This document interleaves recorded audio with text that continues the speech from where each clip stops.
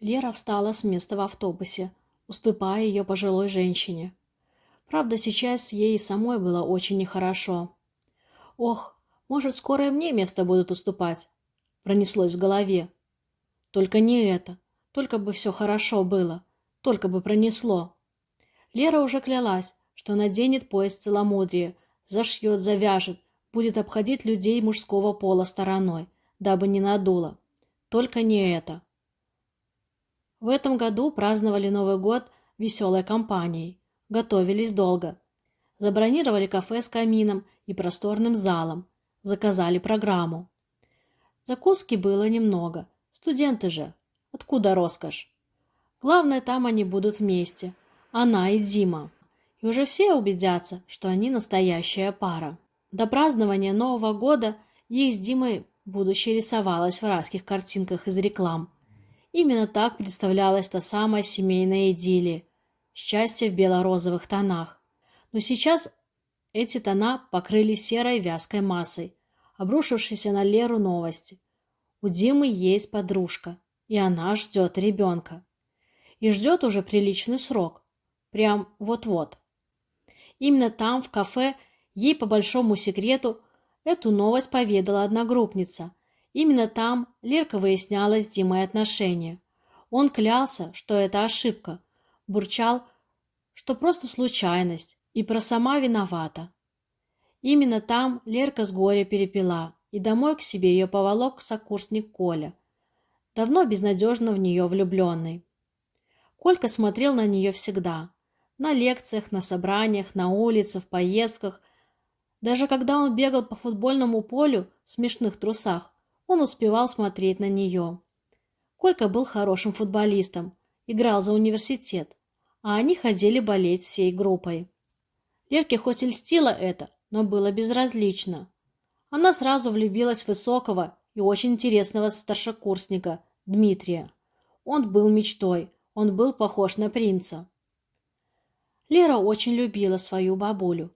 Они часто беседовали о самом интимном. «Бабуль, а как понять, любишь или нет? Как определить, тот ли этот, с кем проживешь всю жизнь, как ты с дедом?» «А ты представляй его в мечтах, представь его в семье. Вот каким он должен быть. Такого и выбирай». Дима был таким. Совсем недавно, наконец, и он обратил на нее внимание. Закрутились отношения. Новый год. И тут такая нелепая сенсация. Казалось, больших бед и не бывает. Хотелось мести, а для мести под рукой был Коля. Ночь, когда он приволок ее к себе домой, Лера помнила плохо. Кажется, она вела себя отвратительно. Его родители уехали куда-то отмечать праздник. Утром Лера приняла душ и, завернувшись в халат хозяйки дома, притопала на кухню. Коля напоил ее кофе, и она долго изливала ему душу. Потом они решили выпить шампанского, и вдруг стало так хорошо. Вот если б тогда подумать головой, если б подумать. Но тогда Лерка думала каким-то другим местом. Бесшабашность всегда была причиной ее бед. Она сама потянула Колю в спальню. «Ведь пожалеешь потом», — предупреждал он. «Не пожалею». Позже они оба уже ни о чем не думали. Да и не было у Кольки дома ничего того, что помешало бы теперь не жалеть и вообще забыть о случившемся. Не думал, не гадал, что сегодня у него случится это. О Лерке он только мечтал и не смел надеяться, не подготовился. И вот теперь Лерка ехала в аптеку. Нужно было купить тест на беременность. Вчера утром ее вырвало. И Диана, соседка по комнате, вдруг предположила. Лера так испугалась, что ее вырвало опять. Неужели? Или зря салат ты доела? Она пыталась посчитать дни, но совсем запуталась. Ну ладно бы от любимого Димы, хоть и козел, но там хоть чувство. Так ведь нет, от Кольки, от единичной случайной связи. Получается, она как та, которая беременна от Димы. Что за чушь такая? Кругом беременная. И неужели сейчас, кроме салатов, у нее в животе еще и ребенок? Маленький мальчик или девочка, и уже живой или живая? Она провалялась, Промучилась весь вчерашний день, а сегодня, проводив Дианку к бабушке, поехала в аптеку. «Вам какие? Подешевле или подороже?» Опытная аптекарша, еще не дождавшись ответа, брала в руки дешевые. «А сколько стоит подороже?» «Ой, нет, давайте подешевле». «Один, два?» «Один». Финансы пели романсы. Лучше бы она домой к маме поехала на Новый год. Эх, вернуть бы времечко. Второй курс. Какой ребенок? Это значит, прощай учеба, прощай нормальная семья. И молодость тоже прощай. Жизнь, она ведь с полосами. То одна полоска, а то и две. Вот уже не думала, что войду в число беременных кумушек, которые возвращаются к маме с животом. «Здрасте, мама. Скажи, а у нас в роду беременные были?» Лерка каждое 1 апреля сообщала маме, что беременна. Мама уже даже привыкла, сразу смотрела на календарь. Вот уже совсем не шуточным днем будет у мамы следующее 1 апреля. Ох, мамочки! Лерка ехала обратно и вспомнила, как бабуля ей наказывала. «Смотри там, Лерка, не шустри, блюди себя, а то вернешься брюхатая, как Лизка наша Валькина». У бабушки был большой жизненный опыт, она умела направить на путь истинный. В общагу она летела стремглав. Вот сейчас все выяснится. Сейчас решится вся ее дальнейшая судьба. Процесс проявления полосок был невероятно долгим. И Дианка умотала к бабке. Нет бы поддержать подругу в трудную минуту. На упаковке написано «Смотреть через 3-5 минут». Лера положила полоску на подоконник в туалете и отвернулась. Странные люди. Так 3 или 5? Леру колбасило. 3 минуты тянулись, как 3 часа. А потом, на всякий случай, еще чуток и еще. И вот она повернулась. О, только и смогла выдавить Лерка. На палочке явно проступала вторая полоса. Она была не такая яркая, как первая, но была. Не может быть! Этого не может быть! Может, ошибка? 2. Полоски были 2. В голове метались сумбурные мысли. Какой ребенок? А я же пила шампанское. Может, ему вредно? А вдруг он уже болеет? Нет. Лера посмотрела на свой живот и положила на него ладони, как будто хотела защитить того, кто уже там жил. В ее планах была поездка домой, к маме, но теперь она уже не знала, что делать. Наверное, надо в больницу, чтоб точно уже сказали. Или позвонить Дианке. Но Лерка знала, что нормальных советов от той не получишь, только выслушаешь ахи и охи, да еще и бабушке своей расскажет. А вот кому захотелось позвонить сразу, так это Кольке. Договорились встретиться около общежития.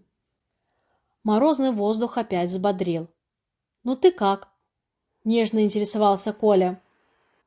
«Помираю потихоньку», – Лера рассказала. «Колька, а что Колька?» Колька отреагировал, как и ожидалось. Он обрадовался. Он подхватил ее, приподнял, а потом испугался, что навредит тому, кто уже внутри, и быстро опустил. Он предложил кофе, но Лера отказалась. Ее знобило, болела голова, от вида еды воротило. Неужели будет так всю беременность? Колька сразу предложил жениться как можно быстрее. Он даже не рассматривал никакие другие варианты. Но боялся, что Лера замуж за него не захочет. Колька был славный. Стало немного легче осознавать, что она в этой ситуации не одна, намного спокойнее. Лерка вдруг вспомнила разговор с бабушкой о том, какой должен быть избранник. А ведь точно, душа у него должна быть, как у Кольки. Вот отцом он будет отменным, заботливым и любящим, да и мужем. Умеет любить. Любовь, конечно, у Леры к Кольке не пришла, но какая-то нежность появилась. Теперь он не раздражал, он был настоящий друг. Настоящий друг теперь опекал ее во всем. Она разболелась, к маме не поехала. И Коля таскал ей продукты и лекарства. Они вместе читали в интернете, выискивая, что беременным можно, а что нельзя. Казалось, что это было даже важнее Кольке, чем Лере. Я девочку хочу, чтоб как ты, смелая была и красивая. А ты? А я мальчика, чтоб надежный был, как ты. Вернулась Дианка и заявила. Ох, Лерка, смотрю я на вас и завидую. Вот идеальное отношение. Повезло тебе с Колькой. Тем временем история с Димой разворачивалась тоже. У него родилась дочка. Вернее, родилась у его девушки, а он пошел в отказ. Не признал, на себя не записал. Встретились они с Лерой. Дима упросил. Сначала Димка ныл, что не уверен в отцовстве, потом, что просил сделать аборт. Потом начал признаваться в любви Лере. А Лера поняла, все прошло. У нее нет никаких чувств к Дмитрию. Ее настоящий принц сегодня взял и записал ее на прием в женскую консультацию. Эх, Колька, такой заботливый.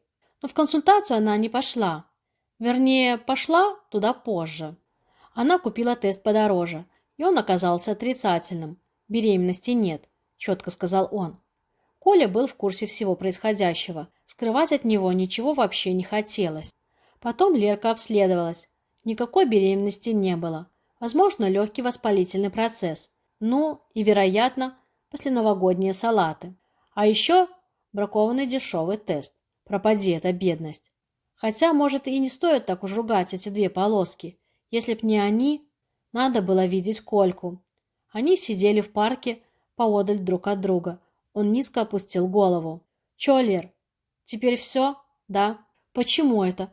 Врач сказал, я здорова. Забеременеть вполне могу». «Да я про нас с тобой». «Так и я про нас. Знаешь ли, беременность тот вирус, который носят мужчины, а болеют женщины. Одна я не справлюсь». Колька взбодрился. «Ты серьезно? Мы не расстанемся?» «Эх, Колька, ты так и не понял. Да разве я из-за беременности пошла бы замуж? Ни за что. Я только по любви. А ты? Ты все еще хочешь на мне, на дурочке, жениться?» «Ну...» Он разогнулся, посмотрел на Леру и произнес. «Я подумаю». Лера взглянула на него, увидела веселые искорки в его глазах и кинулась обнимать. Как же он красив, ее принц. Дорогие друзья, вам понравился рассказ? Напишите в комментариях. Спасибо за время, проведенное со мной. Ставьте лайк и подписывайтесь на канал. Всегда рада видеть вас в новых видео.